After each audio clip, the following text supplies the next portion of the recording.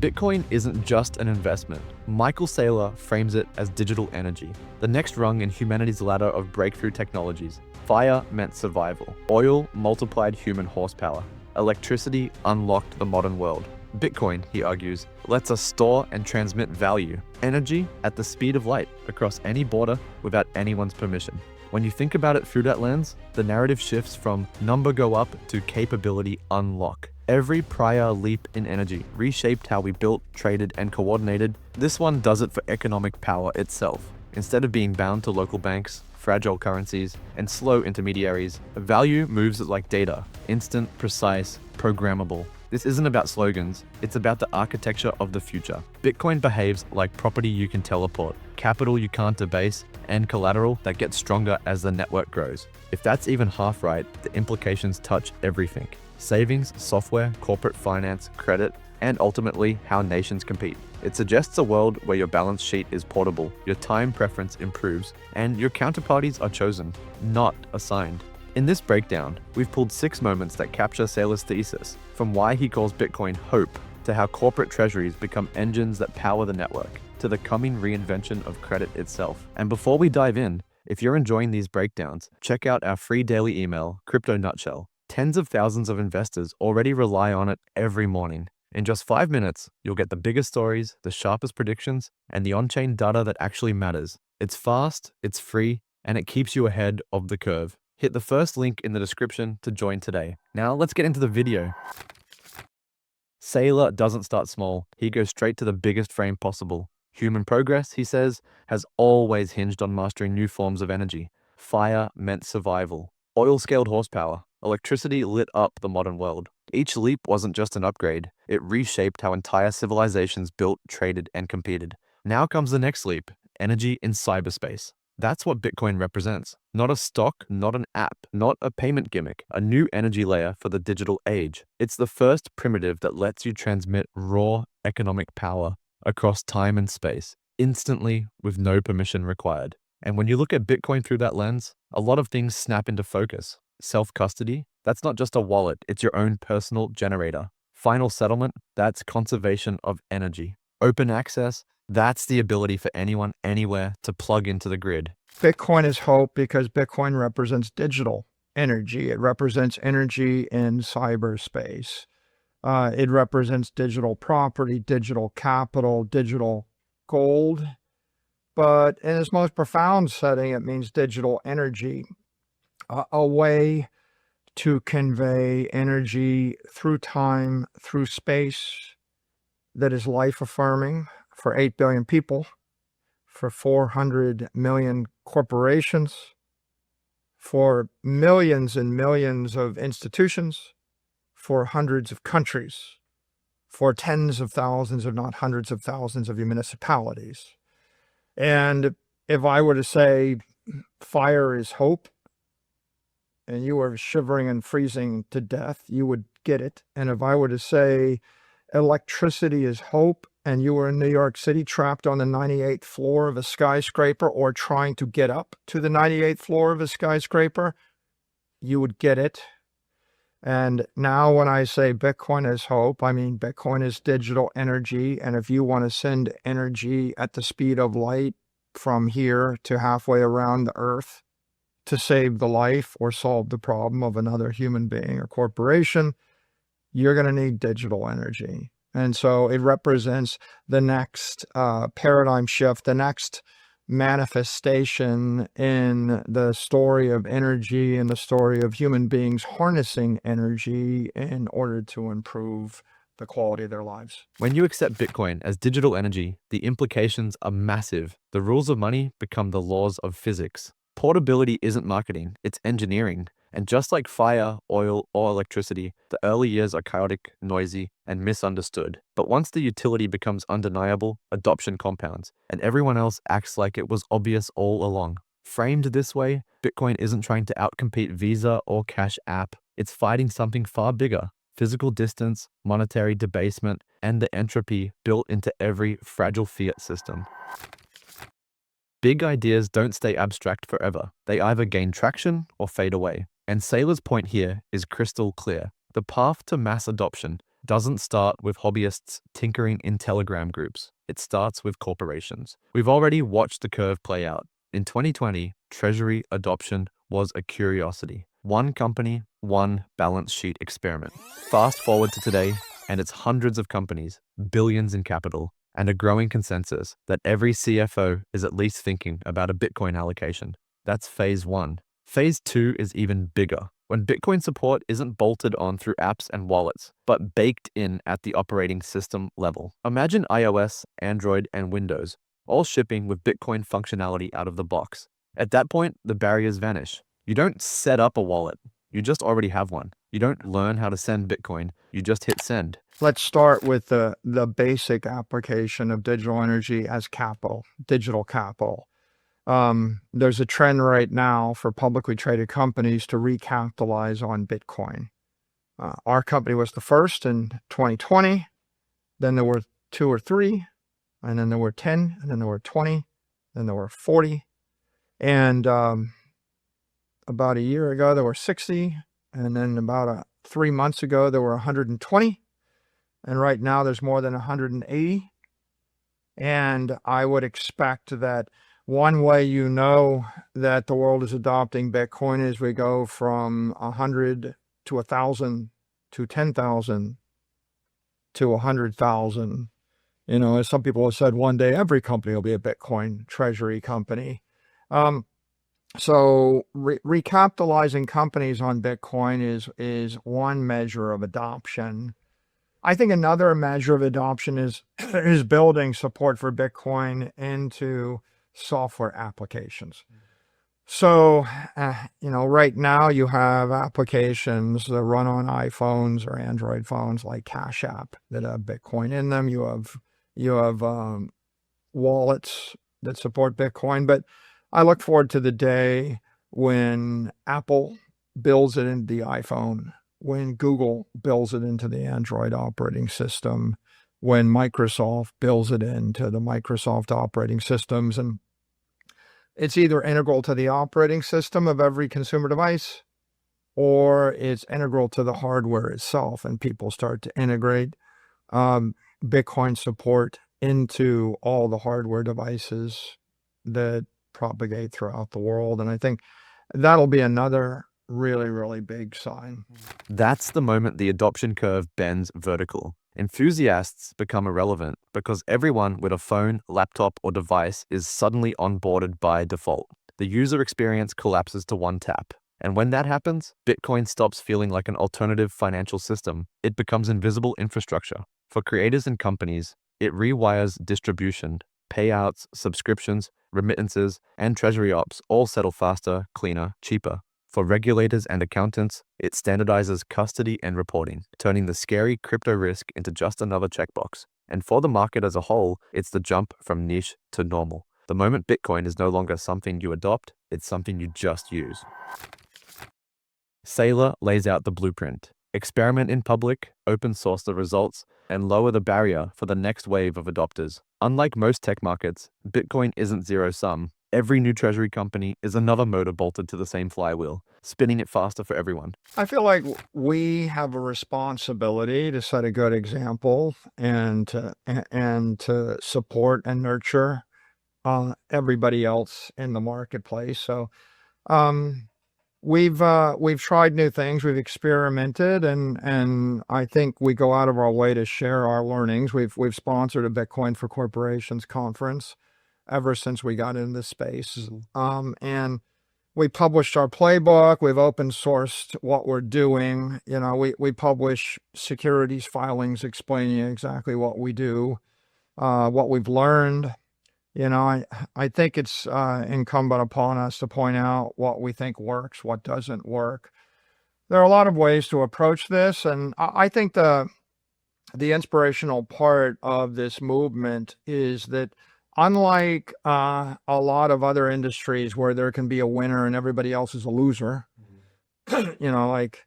Walmart wins, most retailers lose. Amazon wins and 20,000 retailers lose. Apple wins and 20,000 device manufacturers lose.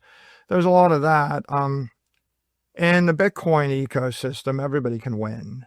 because we're all aligned with the common value system, and the base asset that we're using is Bitcoin, and there's only going to be 21 million or less. And the network is the Bitcoin network. And so the growth and the success of a Bitcoin treasury company, or even just a company that is holding Bitcoin in its treasury, we could just refer to any normal company that's got some Bitcoin. Any of those corporations adopting Bitcoin to any degree is beneficial to Bitcoin, to the entire network, and to every other company in the movement. So I think it's been, very gratifying to see the growth of the industry. The real competition isn't Bitcoiner versus Bitcoiner. It's sound collateral versus melting cash, transparent yield versus financial repression. For companies, the mandate is simple: execute cleanly, disclose openly, and avoid the leverage traps. For individuals, the takeaway is even clearer. The network isn't saturated, it's underpowered. Every new entrant strengthens liquidity, education, and policy alignment, which ultimately benefits everyone. Paradigm shifts always run ahead of society's ability to digest them. Saylor compares it to breaking the sound barrier: loud, chaotic, and misunderstood, until suddenly it isn't. The criticisms repeat every cycle, but adoption compounds regardless. The real warning here: if you're waiting for consensus, you're already late. The emotional sequence is predictable: mockery, skepticism, outrage, silence, then imitation. When an airfoil moves faster than the speed of sound, like an airplane goes faster than the speed of sound, it creates a shock wave and a sonic boom. And it's very loud, it's very noisy, it's very turbulent. And what's going on when you're going faster than the speed of sound is you're going faster than the rate at which air can communicate to the air in front of it, right? The molecules in front of your fuselage are not able to communicate to the molecules 100 meters in front of you. So you end up with this sonic boom and massive turbulence and massive noise and chaos. What's going on with Bitcoin is evolving faster than a society can digest it. And so I think you could say this is all consistent. Bitcoin was misunderstood in the year 2011. It was misunderstood by me in the year 2013. It was misunderstood again in 2015, 2017, 2019, 2021. When we first got into the space in 2020, there were people that misunderstood it, and we had massive amount of criticism when our stock was $10 a share. When our stock went to $100 a share, it was massive amount of criticism again. When it crashed to $20 a share, there was still massive criticism. When we had $2 billion of Bitcoin, people were cackling, or $1 billion, saying, oh, you lost $1 billion on this. When we made 100 billion, everybody disappeared and slunk into the shadows. And then a new set of trolls, a new set of critics came out when our market cap went above 100 billion. It's a different set of cynics, a different set of critics, a different set of misconceptions. I think you're going to see the ebb and flow of that set of misconceptions and that anxiety. It'll continue when Bitcoin is 100,000. It'll continue when Bitcoin is 1 million. It'll continue when Bitcoin is 10 million. It'll continue when Bitcoin goes to 20 million. And there's always going to be a new narrative of fear, uncertainty, and doubt. The takeaway is discipline over sentiment. For companies, that means structuring liabilities and duration so turbulence doesn't force liquidation. For individuals, it means setting rules, allocations, hold periods, rebalancing bands, and sticking to them. The discomfort is the point. If it feels easy, the exponential gains have already been priced in. The common fear is that institutions will price retail out of Bitcoin. Saylor flips it on its head. Corporate adoption accelerates the S-curve, but the disproportionate upside flows to early individual holders. Institutions provide the bid, the liquidity, and the political air cover. Individuals capture the multiple. When we got involved, Bitcoin was trading $9,000 a coin. And today Bitcoin's $115,000 a coin. And it got that way because our company bought 3%, and BlackRock enabled institutions to buy like 4%. And that means that 93% of the gain, and that's 93% of nearly $2 trillion. So $1.8 trillion went to the individuals that owned the Bitcoin before the corporations got involved. So the individual's not been crowded out. The individual just, if you posit that individuals, were the ones that owned the Bitcoin in the year 2020, then those individuals made $1.8 trillion since the corporations got involved. So the corporations aren't crowding out the individuals. The corporations are making the individuals that believed in Bitcoin insanely wealthy. And now the individuals can decide what do they want to do with that economic power, right? The implication is clear. For individuals, front-run normalization with a strategy you can actually hold through. For corporations, join the bid responsibly. Clean custody, transparent disclosures, and measured leverage. So you add legitimacy without creating fragility. Every treasurer that steps in makes it easier for boards, auditors, and regulators to greenlight the next one. The flywheel tightens and the entry cost of waiting only climbs. Once Bitcoin is established as pristine collateral, the real transformation begins. You can issue credit directly against it and build digital equity that compounds faster than the underlying asset through conservative leverage and smart duration. This isn't just put BTC on the balance sheet. It's about rebuilding savings accounts, money markets, and corporate finance itself on a foundation that's stronger than 20th century credit ever was. When you issue that credit, you create leverage on the capital. And when you create leverage on the capital, the equity of the company issuing the credit becomes digital equity, and that equity can outperform the Bitcoin. So if I want to create a company that's going to perform 2x Bitcoin, I take the Bitcoin, I issue Bitcoin back credit against the Bitcoin. I issue digital credit backed by digital capital. I create digital equity, and the digital equity outperforms the underlying capital asset. Now, that's a profound idea. Who are those companies competing against? Not really each other. What they're competing against is the existing credit instruments in the capital market where they're going to issue credit, or the existing equity instruments in the capital market where they're issuing equity. They're all just using Bitcoin as that leverage or as that base, that monetary base, in order to create better equity and better credit. So that being the case, you're going to see an explosion of these companies, and if they understand what I just said, if they understand it, then it stands to reason. Let's take Brazil. I create a company, OBTC or Orange Bitcoin in Brazil. They're creating the first pure digital equity in the Brazilian market. And their base is Bitcoin, an asset going up 55% a year in dollars.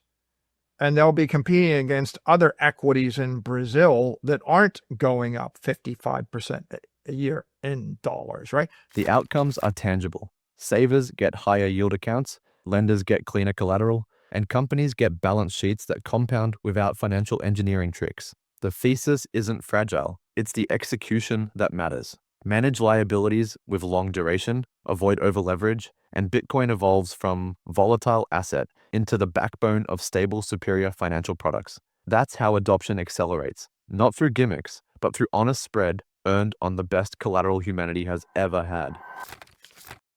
Saylor's thesis stacks cleanly. Bitcoin is digital energy, corporations are the engines, critics are background noise, and the endgame is a rebuilt credit system where the strongest collateral wins. For individuals, the playbook is simple. Define your allocation, commit to what you can truly hold through volatility, and position before corporate adoption and native integration turn the flywheel faster. For companies, the mandate is discipline, transparent filings, conservative structures, and governance that compounds trust instead of introducing fragility. Every prior energy revolution looked chaotic in real time, but inevitable in hindsight. Fire, oil, electricity, all were disruptive before they became the baseline. Bitcoin fits that same arc. The winners will be the ones who prepare early, size responsibly, and endure the turbulence, while others wait for permission.